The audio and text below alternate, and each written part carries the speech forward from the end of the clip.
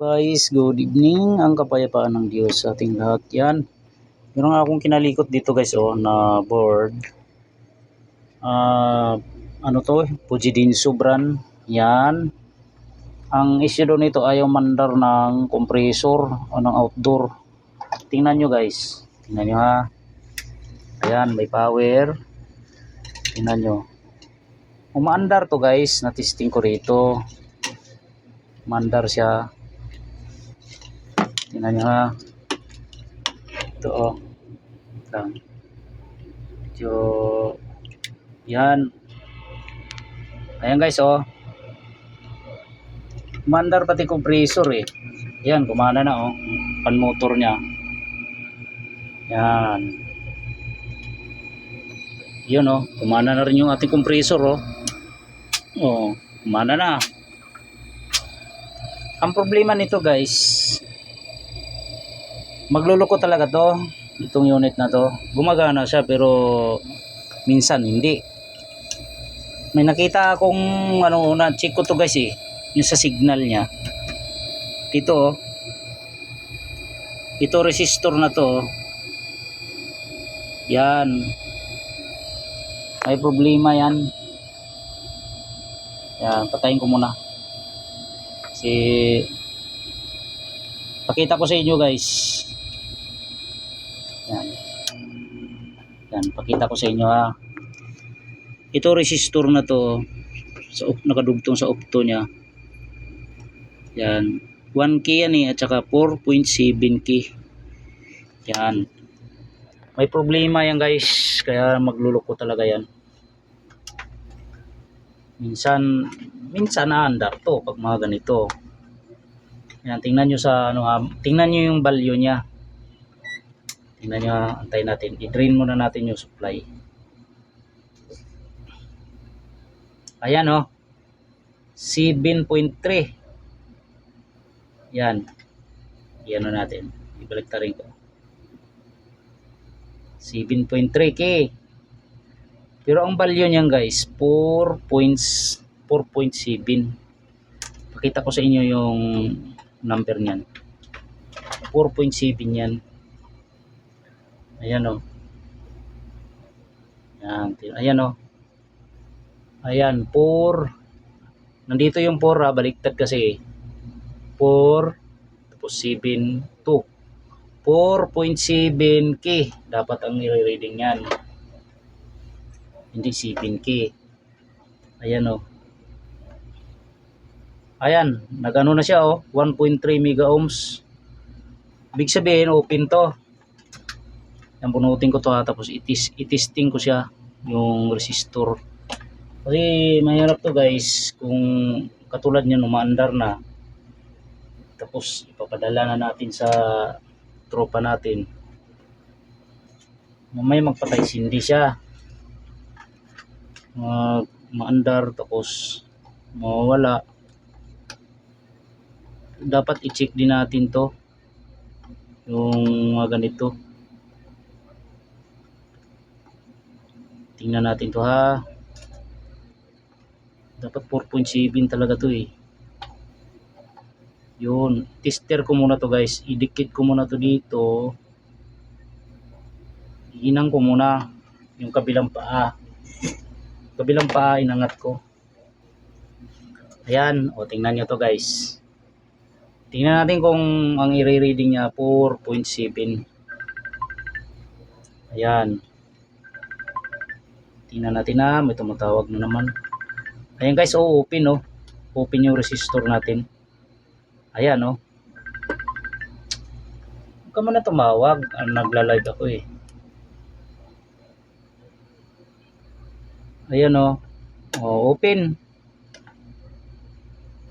Ito yung reading ng papunta dito sa opto natin. 1 mega ohms. Yan yung nare-reading kanina na nakakabit yung resistor. Ayan, open. Palitan ko to guys. Palitan ko to. Yun. 4.7K. Hanap tayo. Marami naman tayong mahanap niyan. Mga ganyang value. Marami tayong makikita niyan. Ito, magtingin tayo dito. Maliliit ito. Sa mga universal board, marami yan guys dito. 4.7. Kahit sa ganito 4.7.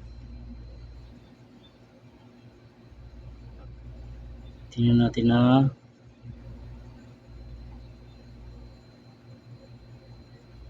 4.7. Hanap muna ako rito. Hanap muna ako guys ng 4.7. Dito.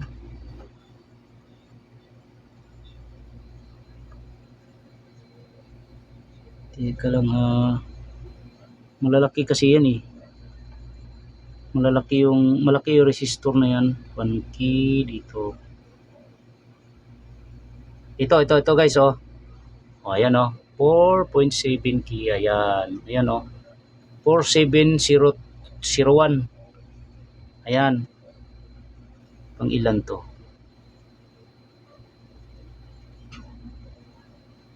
Ito, tingnan natin ha. Pangatlo. Yan, pangatlo siya. Tingnan natin to. 4.7K. Tingnan natin to guys. Yan. Tingnan natin na.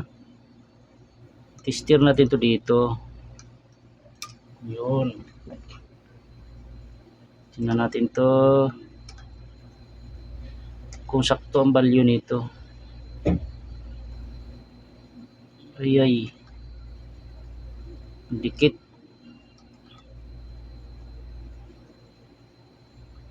Yan.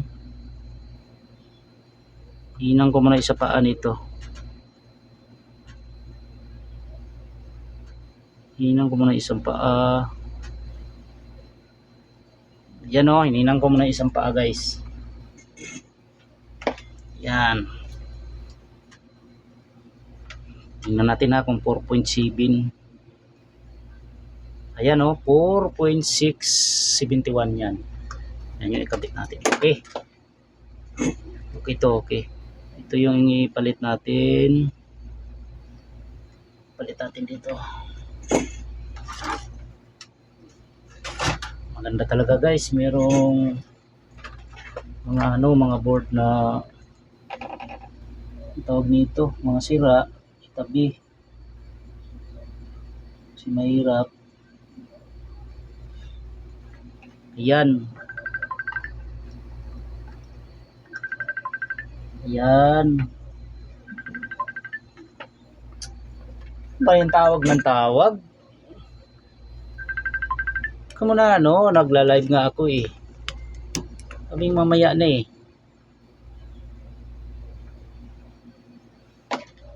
Ito lang guys, oh. Ilang pinalitan ko. Ito. Yan. Tapos i-test ko rito ha. Tingnan natin to dito. Tingnan natin kung marireading niya na yung magbago yung reading niya. Ayan o, 4.6. Yan, okay na siya. Okay na yung pinalit natin Yan, i-testing ko ulit to. May TCL pa tayo guys na i-repair. Sunod natin yung TCL. P1 error. Yan, tingnan natin. Ito na yung ating indoor. Tigas na ng receiver niya guys. Ay, yung pindutan niya. Ayan. Natin. Yung gumana na kagad yung compressor. Papan motor. Ayan. Ang motor niya oh. Yun. Umitik na yung relay. Yan, ito na yung pan motor niya. Compressor. Okay na guys. Yun. Okay. Patsamba guys. Sambahan. Problema lang nito, ito 1K na 4.7K na resistor. Ayos. Sana may nakuha idea yung ating matropa. Ito Pujidin Sobran. Okay na. Salamat sa Diyos. Natsambahan, may pambili ng bigas. Pwede na po ng tropa to.